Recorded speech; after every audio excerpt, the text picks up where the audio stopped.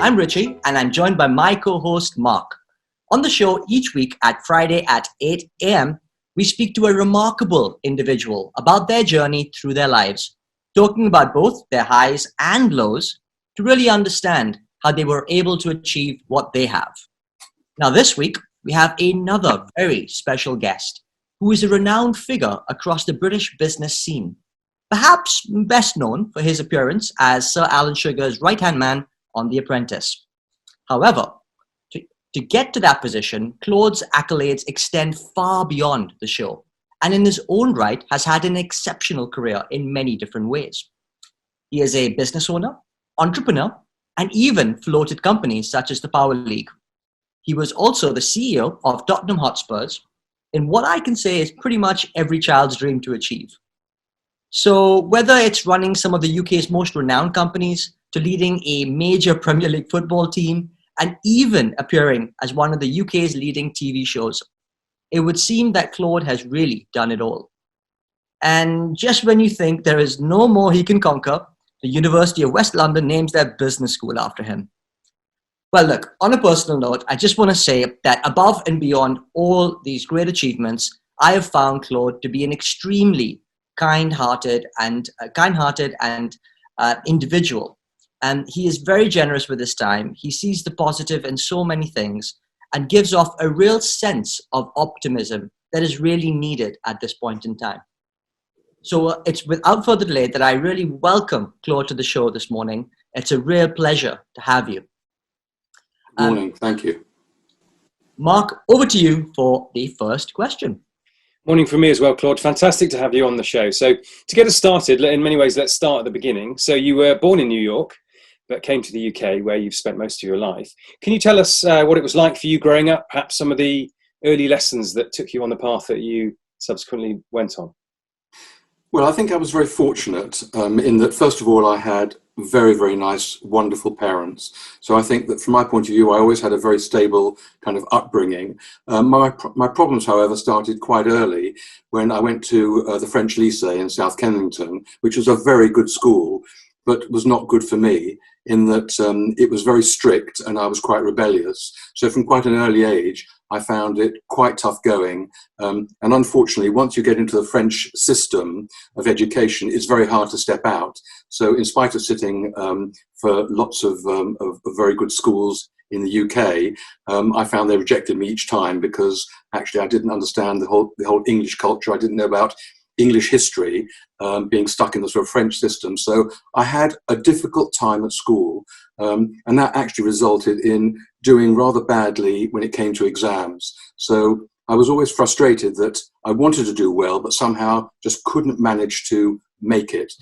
So whilst I had a wonderful upbringing at home, my home life, my family were wonderful, school was very challenging for me. You know, Claude, so it really epitomizes the fact that you don't need to be an academic to then go on to do well in your career and further life. Is that one of the lessons that you've taken away from that early experience? Well, certainly, if I had my time again, I would certainly wish that I could have done better at school. I possibly would have been less disruptive, I would have paid more attention, and hopefully I could have done a bit better. But I think what it taught me is that even if you are not good academically, you've still got to, in my case anyway, just means you've got to redouble your efforts. So, you know, if it meant taking my O-levels or whatever it is, twice, 3 times, whatever it is to get the grades, I was determined to find my way through. And so I've done that all along as my first degree, my master's. I was just persistent, not a great student, but persistent. And I think that's what's held me through my career, is just being doggedly persistent, not willing to give up, not knowing what losing is like. I just wanted to succeed. And it's just by real effort and sheer stubbornness that I found my way through, I think. Yeah, well, that probably is what most parents want of their kids more than anything these days, is they have a bit of a work ethic, because there's no substitute for that grit and determination. And so when you were charting the early stages of your career, who were your inspirations for the decisions you took? Well, I've got to say, having said how wonderful my parents were, I have to say my father and mother, because my father was in business and he was a very gentle businessman. And by that I mean he wasn't trying to become a multimillionaire or achieve greatness, but I think he was very client focused. Very much business was something he wanted to do to provide for his family. So I think his values were very strong values, and that, with my mother's value of keeping my sister and I close to each other and the family generally close, I think were wonderful examples which have carried me through my life in terms of behaving appropriately, behaving properly. If you're in business, for example, and things aren't going well, and most of the businesses I've been in have not gone well because that's why they've called me in, it's a matter of being fair. You've got to do tough things sometimes, but I think if you do it in an honourable, honest way, I think somehow you feel okay about it, and the painful message you have to carry across is somehow more palatable. Claude, as part of that, what I've certainly seen is that you've got an immense amount of what people say fire in the belly. And do you think that sort of come from some of those earlier setbacks in your early sort of schooling career, or where do you think that sort of come from? No, absolutely. I mean, I think that because I was a failure at school, I think that kind of made me determined to try not to fail later on in life. And I think that also, and this is something that's particular to me, I didn't want to disappoint my parents. So I know it sounds like a bit silly, but really I was always wanting to make up for the fact that they'd been disappointed with me in my earlier education. And so I was just quite determined to try somehow maintain their priorities, but also try and find some kind of financial success, something that would make them proud of me. Claude, it's very refreshing that you talk so freely about the challenges and failures you've had along the way, because obviously many people try and conceal those. But let's flip that around for a moment and talk about some of the successes. So you started your career as an accountant, but since then have had a vast and varied career. Can you tell us about some of the highlights as you see them? Well, the highlight for me really is, and this goes back to my sort of lack of confidence, if you like, is that what I found was that nobody was going to give me a job where there was a flourishing company that was doing spectacularly well. So what seemed to happen was that I would get jobs where the company was failing, and they thought, all the good guys had left and failed, and they thought, right, well, it's a last-ditch attempt, let's bring Claude in. I mean, the company's dead already, how much more damage can he do?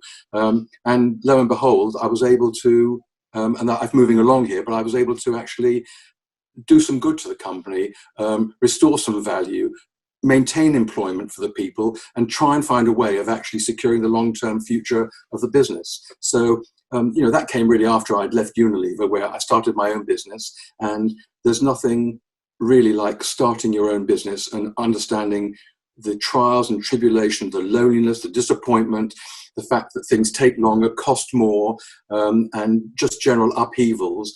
And so, I mean, I'll just tell you one example. I'm jumping around a bit, but I started this business in an area that I didn't know too much about. And I had concessions within Burton's menswear.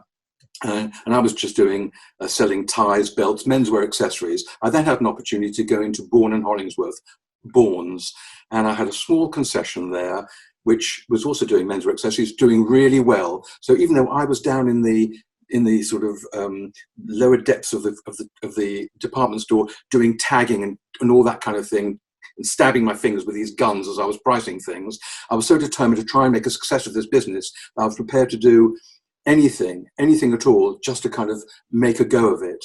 And actually, the business did start to flourish. But on one particular occasion, I was offered the opportunity of taking over an area next to my concession, which was menswear. So this was my first venture into actually menswear. And so I bought a whole load of shirts, and they were going really well. So I went back to the wholesaler, bought a whole load more shirts, because I could see every time I sell a shirt, I'd make £2 or something like that. And then one day I said to the manager, I came in at midday, I said, my God, there's no shirts left. We've done really well. He said, no, they all got nicked. And so kind of you think you're doing well, you're getting, everything's going well, and suddenly you get a disappointment. And so I think that that's what business is like to a certain extent. You've got some hard work, you've got some highs, and then sometimes things just come along and derail you. But you've got to be resilient. And I think in life, you've got to be resilient. Things happen, and I think you've just got to kind of try and overcome them. Claude, you talk about the one of your real desires was to kind of make your parents proud, and I think a lot of us sort of feel like that and have an underlying motivation around that.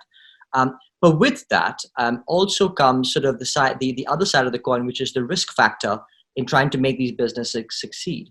And a lot of the time, if you try and kind of create a business that sort of has a path to success, it comes with the potential of actually risking too much. So how do you see that risk reward equation playing out, particularly in the business environment? Right. Well, I've always been and still am very risk averse. If I was more of a gambler, if you like, I could have done a lot better, or actually I could have lost everything. So from my point of view, and I go back to my father's principle, if you like, contentment and feeling secure is more important than going for the extra, whatever it happens to be.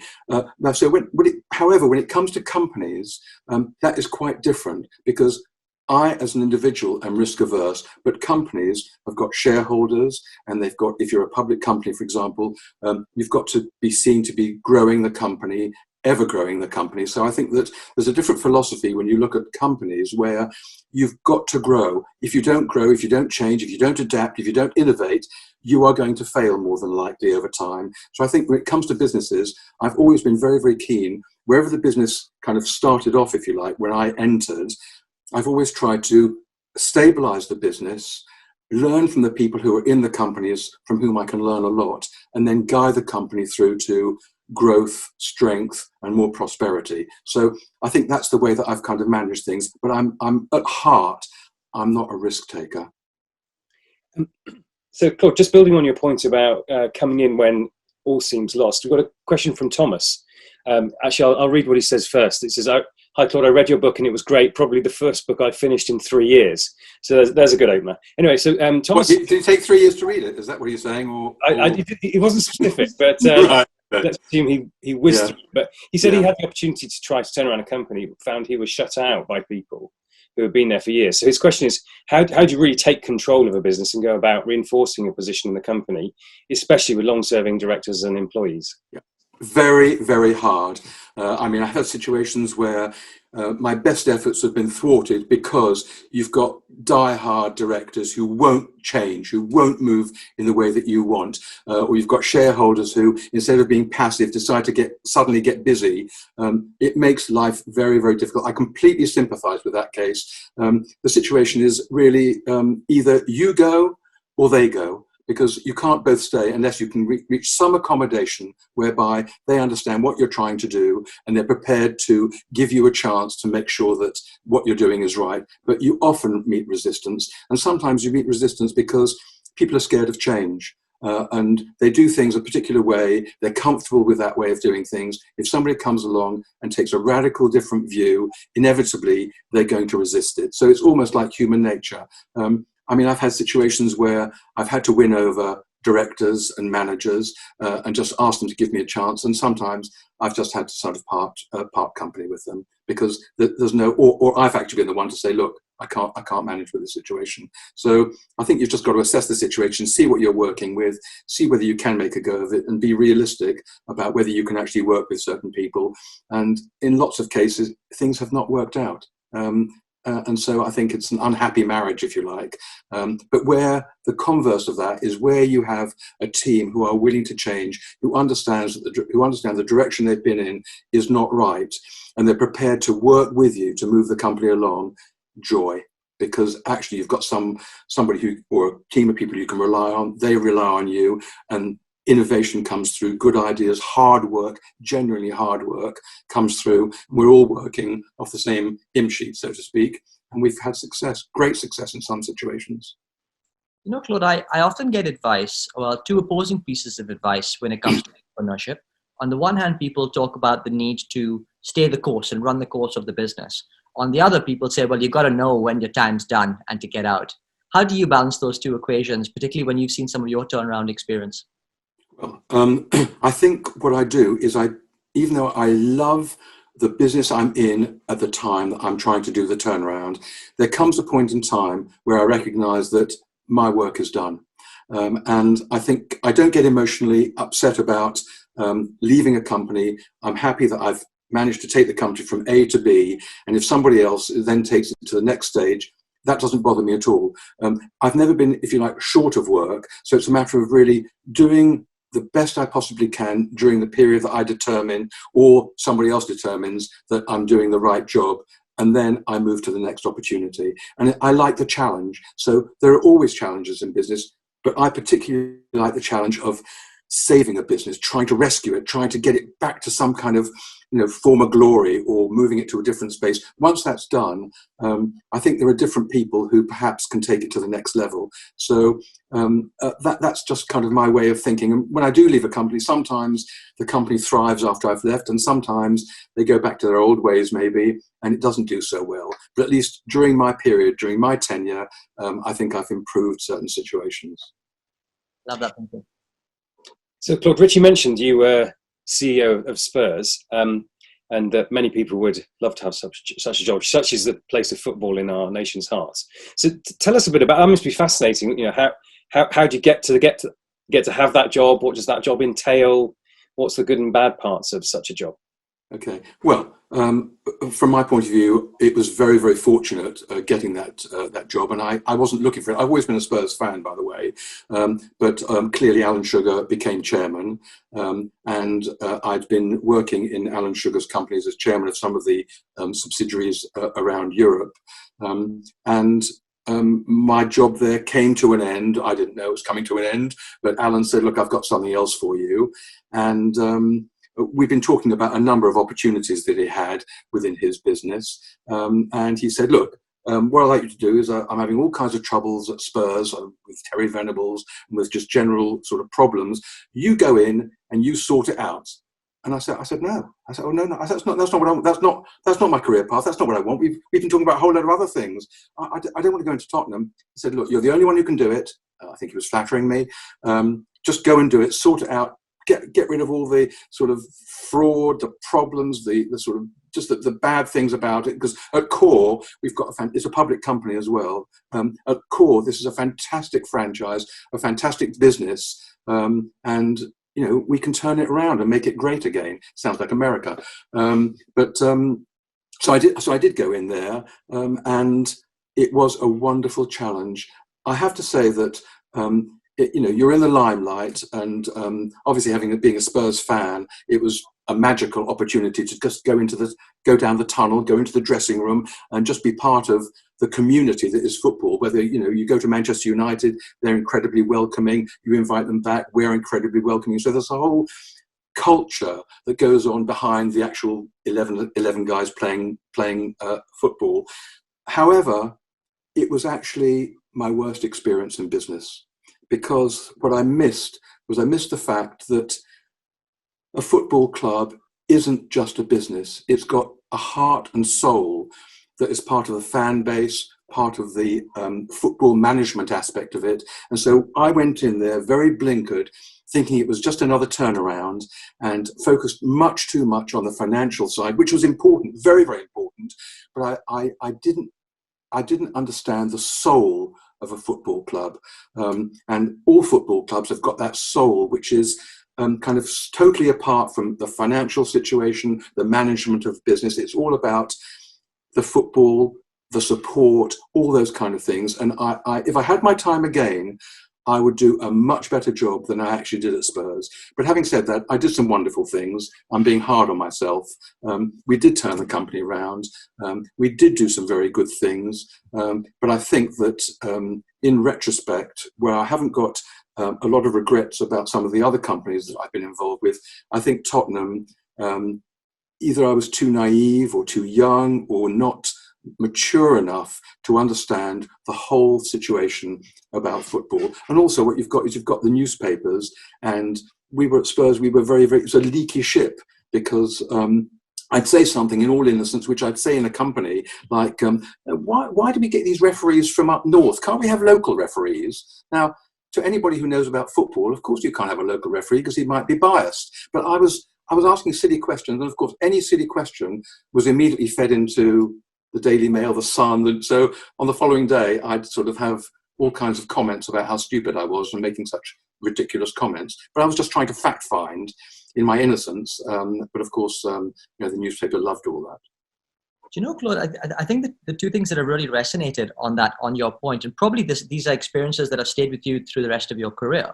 One clearly being the heart and soul that's embodied that club, potentially has that sort of helped you kind of move on and think about other businesses in that sort of way and look for the heart and soul when you're looking for that turnaround as well? Well, I think what happened to me was at Tottenham. I was diagnosed with non-Hodgkin's lymphoma. I had cancer. So the lessons I learned for Tottenham were somewhat clouded, if you like, by what actually happened to me personally. And so I think that what happened, if you like, since Spurs is that I've become quite a different person. I think I'm still tough and uncompromising, but I have a kind of a bit more soul about me. And so I think I've realized my mortality, and I've learned a lot of lessons from that. So I think that I'm much less aggressive, much more composed within myself. So that fire that you talked about right at the beginning is a different kind of fire. It's a much more relaxed and more composed situation. Maybe it's a function of age as well, that you kind of mellow a little bit. You've seen lots of things, you've gone through lots of challenges, and perhaps the way that you tackle them is somewhat different. Claude, so I'm just fascinated about your journey through non-Hodgkin's lymphoma. My wife, for many, many years, was a nurse in a bone marrow transplantation ward, and she talked about the mental approach to healing and fighting that. If you can, tell us a little bit more about what that battle was like. Well, I think the battle really was more to do with my family, because if you're a patient, basically you don't have too much say in what you're going to do. When my oncologist said, come into the hospital because he's seen some test results that weren't very good, I would say something like, "Can I pop in next week?" And he said, "No, come right now." And so I think from my point of view, I was just a victim. But I think the hard task was for my parents, my wife, my children, my family and friends. They had to see somebody who was really, kind of just losing the life. And so I think that was the real challenges. For me, there's nothing I could do. I was just there to be done whatever was going to be done to me. But for my family, it was hard to see all the physical and mental changes that were taking place. But it was a pretty horrific experience, and it went on for quite a long time because they thought that they sorted out the problem from loads and loads of chemotherapy, but then a short time later it came back. So I think it was a very, very tough time for everybody concerned. But I was very fortunate in that I had fantastic nurses. In fact, I still got the names of the nurses who looked after me all those years ago, because even though they'd done their shift or whatever it is they'd done, they came and sat on my bedside and talked to me. And I just found the whole medical situation, the whole way the doctors, the nurses, even the staff administration, the guy who was, welcomed me when I walked into the hospital, it was fantastic. So I think all those things, and my fighting nature, just saw me through things. But I do think that it was a strength again of my family around me that helped me to get through the tough times. And I think that I thought I was going to die, but I thought I was going to be quite brave about it. And so I don't think I showed any lack of spirit. I was determined to fight, but I think the problem and difficulties were more with the people who were supporting me. Claude, I just want to say thank you really for sharing that. It's really appreciated. I can't imagine what you must have been through, and but it really shines through that the spirit that is literally encapsulated your personality has really held you in great stead even through some of the toughest times in your life. So thank you for that. I'd like to go to a question from Lisa. So Lisa asks that you've had an amazing experience in the corporate world. What can charities and non-for-profits, we were discussing this just before, so what can charities and non-for-profits learn from your experience? Many are struggling right now. And how can we help them bounce back? Well, I can only speak from my perspective in that I'm very amenable to all opportunities to help charities. So quite clearly, I'm very involved with the blood cancer charities. So that's one of my obviously areas of particular interest.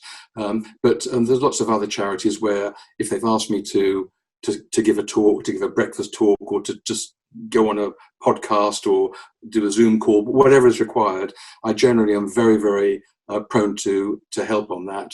And I think that particularly this time where it's very, very hard to fundraise for them, I'm more than happy to do what I can to help them. I think that's all anybody can do. So, for example, Blood Cancer UK, that's a charity that I've been involved with for many years, but there's lots of other charities where if I can lend a hand, if I can do something to help, I'm more than happy to do so. What they can do individually, because it's very, very tough. I mean, I know that there's charities where they've had to lay off people, where they haven't had the funding to go to put the to get sort of tests done. So what's very important is that you test these sort of formulas, not just like we're going through now. These viruses and have got to be tested, not viruses. What's the word I'm looking for? Whatever they're trying to do to cope with the virus, they have to do trials, and so it's very important that you've got to pay for these trials to get them in trial to prove that the vaccine works. And so to that extent, it's very important that funding does carry on for charities, because without that, it's unlikely that they're going to get the testing through and the trials through, which will enable us then to have a vaccine that helps us to overcome some of the diseases. Thank you, Claude. Very quick one just before I hand to Mark. I've got a question, very related, one-word answer, two-word answer from Pin Van Loon. Would you ever work for a government or non-for-profit? Absolutely, absolutely. My position in life now is that I'm not looking for earning money for profit. If I can do some good, and if I feel that I genuinely, whatever my abilities are, can help, I'm more than happy to look at it. So absolutely. Thank you, Claude.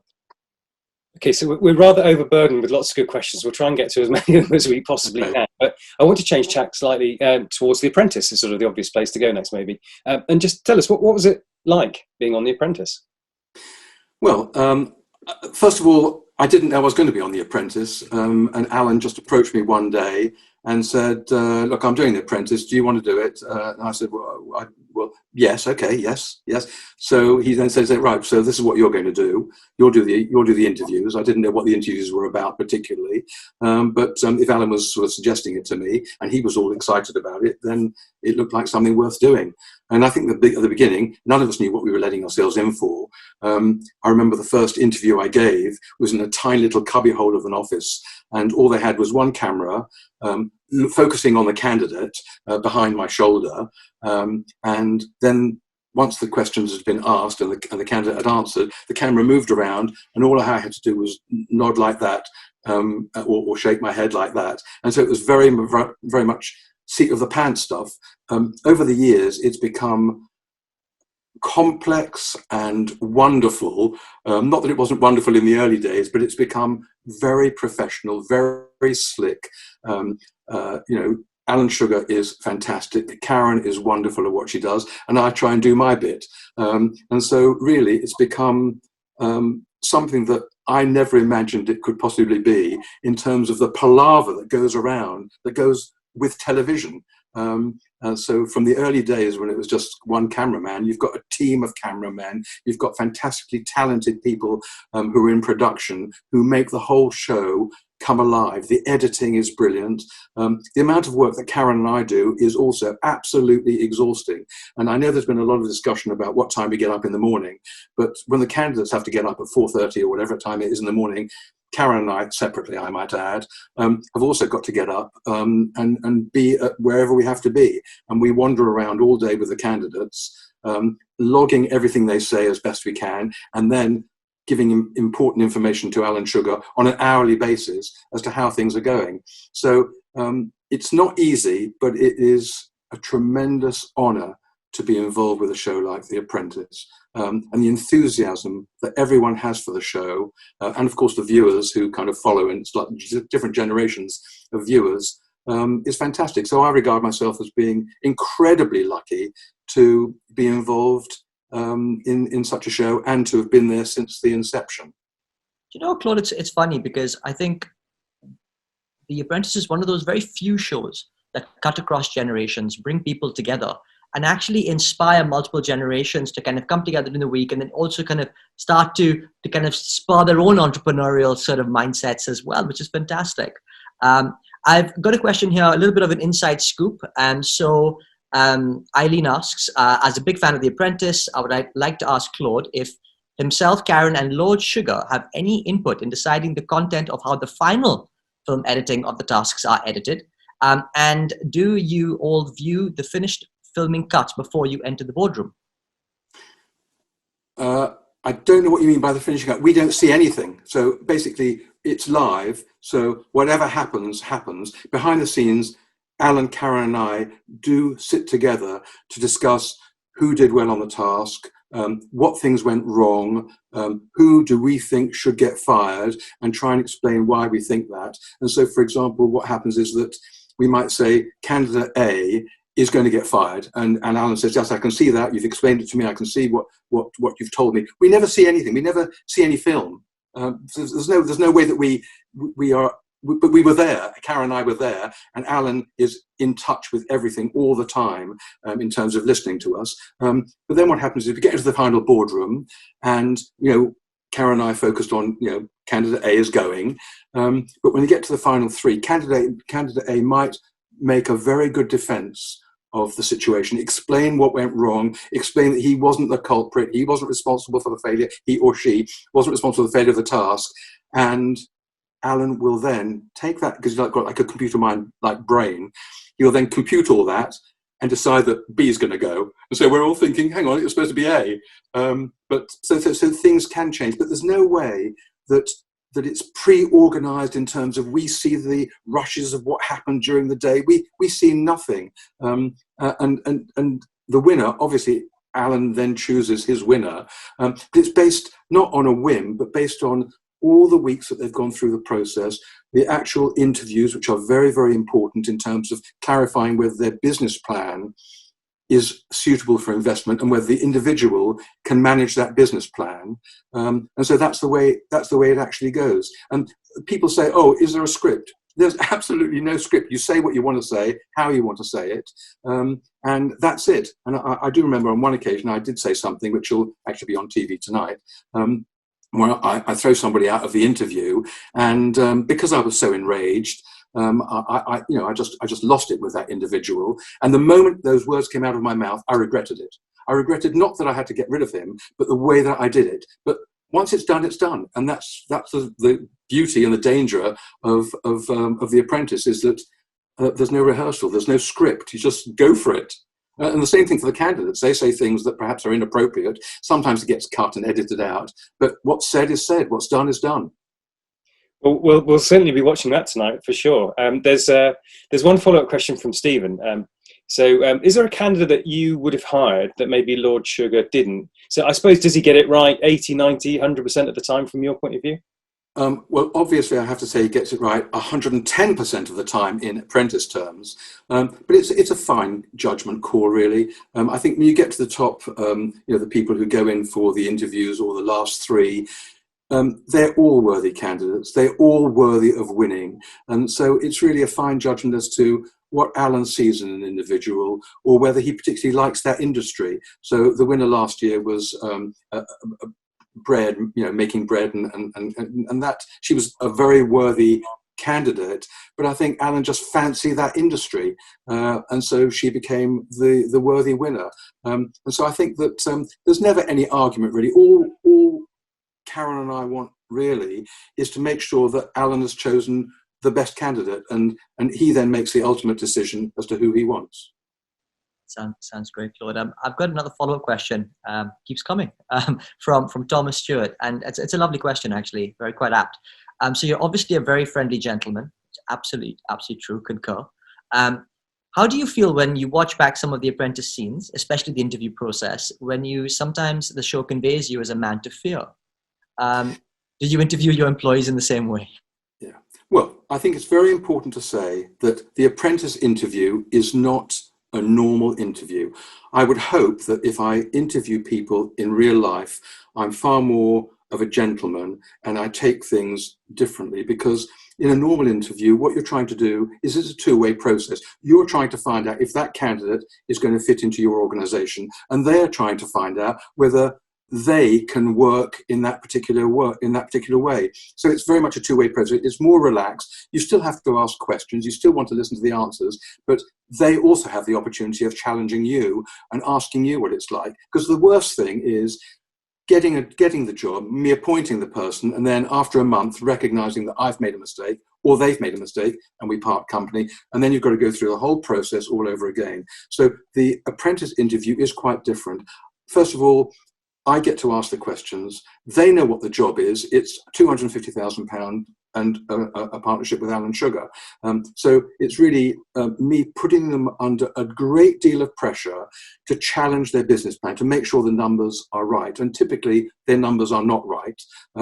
And just making sure that the business that they're proposing is a viable business, because in their heart and mind, they might think it's a viable business, but not every business is viable. Sometimes it's a hobby. Sometimes it's an unrealistic projection they're making in terms of what the company is going to do. And sometimes the individual is flawed, and therefore we're all flawed, but the individual is flawed in terms of being able to actually manage the business that they're proposing. So for all those things, if I come over tough, it's because time is short. I need to get to the core message. I want to put them under pressure, and it makes good TV.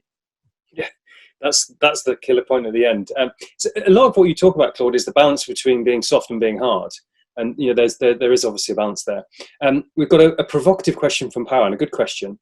So in turbulent times, is micromanaging a better leadership trait than delegating? Is what? Is micromanaging a better leadership trait than delegating? No. It's horses for courses. It depends on the business you're in. It depends whether you've got a team that you can rely on, in which case things can go a lot more smoothly. But if in fact you haven't got confidence in your management team, or you're going through really perilous times and every penny counts, every decision has an implication, then maybe you have to go down to micromanaging. But that's not the way to run a business, by micromanaging. If you micromanage, you can only do a small amount. You've got to take a step back, give managers the opportunity of doing what they do best, letting them get on with it on the basis that there's an understanding that if they get into trouble, if they go beyond their remit, they're going to come back to you to ask what you would do. So I think it's very much working in concert, and I think that's the best way of managing a business. But obviously, if you're in tough times and you really are down to the wire, you've just got to go back to that situation of micromanaging, but it's certainly not a way to run a business. Claude, we're almost out of time. We've only got 5 minutes left, and I really would like to get some insight from you. And I know you obviously work a lot with the University of West London. And right now, we all know that young people and people, say, midway through their careers might be going through a lot of turbulence, and perhaps, you know, the worst is yet to come. So what kind of advice would you give people at this point in time to help them through? Look, I think generally, the problem with this country is that we've got a wonderful population. And I say that because there's all kinds of terrible things that are happening, but generally speaking, we're a lovely, nice country.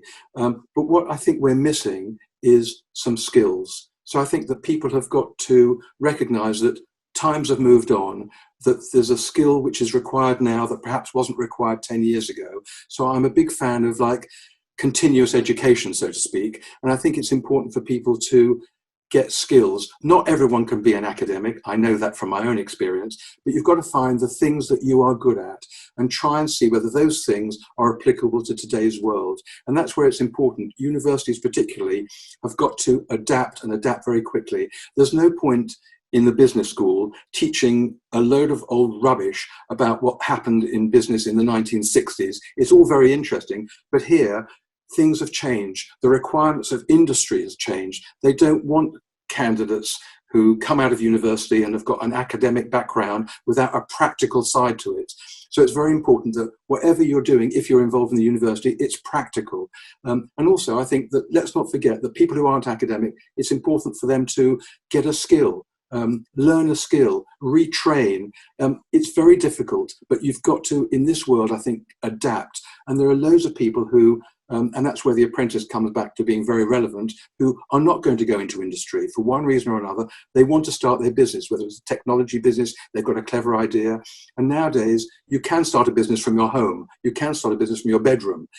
So I think it is important for people to explore opportunities. Sometimes what you thought was you were doing well at 10 years ago, life has shifted on and you have to shift with the times. So I think it's important for individuals to keep training, continuous training, keep your eye on what's required by your company to make sure that you're always relevant. And if not, it's always good to perhaps take a course so long as it's relevant and you're interested in it. And that way, I think you're going to be more employable in whatever the situation is. But these are very, very hard times. And certainly, if I was in my 20s or 30s, I'd be very worried about making sure that I had the right skill set for what's ahead of us, which is full of change, full of innovation. So I think it's not easy, but I think you've just got to keep plugging away and trying. Claude, you give such good advice that I'm going to sneak in one more question before we close. From Barney, actually. Thank you, Barney. So you referenced the need for fairness when leading a business, particularly through difficult times. More generally, what other traits do you think makes a great leader? Okay, I think that it's good to have charisma. Not everyone's got it. I'm not sure how I've got it. But I think what you've got to do is for people to realize that you're honest, that you have got the best interests of the business at heart. You make mistakes, and that's absolutely fine. We all make mistakes, but actually, you're not self-serving. You're not trying to do something because it gives you an advantage, but it is a matter of really taking the team with you, communication, explaining to everybody what you're trying to achieve, listening to what people have got to say, because you think you know it all, but you don't. A lot of people have got a lot of great ideas. So if you can be open to listening, although you're going to make the final decision, you are directing the company, I think that will stand you in good stead. So communication, contact, being a human being, being fair, reasonable. I always have my door open, which is a pain in the neck. People keep coming into my office and disturbing me, but that's what business is about. And I'd rather find out about a problem early on rather than find out too late or find out much later when things have gone wrong. So it's a matter of being personable, but understanding that there's a business to run here and it's not a joke. Business is not a joke. People's livelihoods can't be sort of toyed around with. And so I think that it's just a mix of using your personality, but generally doing the best for the company rather than just doing the best for yourself. Love that, Claude. And keep your door open is something that really, that phrase really resonated with me just now. So thank you for that. Claude, look, we're completely out of time. We've had such amazing questions come through from the audience and I dare say better answers to responses to those questions. So it's an absolute pleasure to have had you on this morning to talk about some of your experiences. I really genuinely want to thank you for the vulnerability that you've actually shown this morning. It's been really, truly inspiring for all of us to listen to part of your journey. We see the man on the TV, but we rarely get to see what's behind. And actually this morning, you've really shown us what is behind. And it's been an absolute pleasure. So I'll pass over to Mark for some final words as well. Yeah, thanks, Richie. Yes, Claude, I mean, we've had a flood of warm and lovely comments in the chat box. I'm just going to read out one from Claudia very quickly. So, Claude has a refreshing, positive attitude. In these times, we could all benefit from emulating his attitude. A healthy mental approach is important. From my perspective, you've demonstrated warmth, honesty, integrity, vulnerability, and also about how to be a decent human being. So I just can't thank you enough. I think we have seen a lot that many people don't get to see about you as a whole person. So I can't thank you enough. Your time has been fantastic and everyone really appreciates it very much. Thank you. Right. It's been my absolute pleasure, and thank you all, and thanks for your questions as well. So thanks, Claude. Just as a final close for everybody, as you know, we'll be here same time, same place next week. And the amazing guests keep coming. So I'm really thrilled that we've got Sue Unerman on the show next Friday. She's Chief Transformation Officer at Mediacom, a key role in the enduring success of what is the biggest media agency in the UK. We've also previously had Karen Blackett and Claudine Collins as well from that organisation. So look forward to seeing you next week. But for now, have a great weekend and thanks again, Claude. Thank you.